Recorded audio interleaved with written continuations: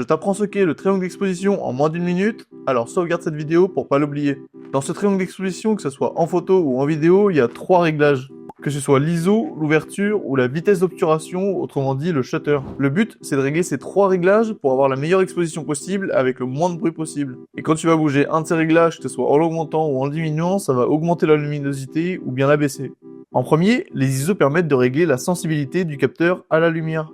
Le shutter ou la vitesse d'obturation va permettre de savoir si tu veux figer ou non ton mouvement. Et pour finir, l'ouverture va permettre de régler ta zone de netteté. Et en vidéo, ces réglages sont différents de la photo. Le shutter est très souvent fixe, les ISO aussi puisqu'on va shooter aux ISO natifs du boîtier, et donc c'est l'ouverture qu'on va le plus toucher en vidéo. Par exemple, en immobilier, je shoot en 50 images par seconde, donc mon shutter va suivre la règle du double d'image, soit 1 sur 100. Pour ce qui est des ISO, je vais shooter aux ISO natifs de mon boîtier, donc de ma FX3, qui sont de 800. Et la dernière chose que je vais toucher, c'est mon ouverture. Donc plus mon ouverture est grande, donc à f de 8 par exemple, plus je vais avoir de luminosité et un flou d'arrière-plan plus grand. Au contraire, si je shoot à une petite ouverture, donc f11 par exemple, je vais avoir moins de luminosité et moins de flou d'arrière-plan. Pour contrebalancer le fait de pas toucher aux ISO en vidéo, on va utiliser des filtres ND. Et ça, je vais t'en parler dans une vidéo prochainement. Demain, je t'explique ce que c'est les ISO en détail, donc abonne-toi pour pas rater la vidéo.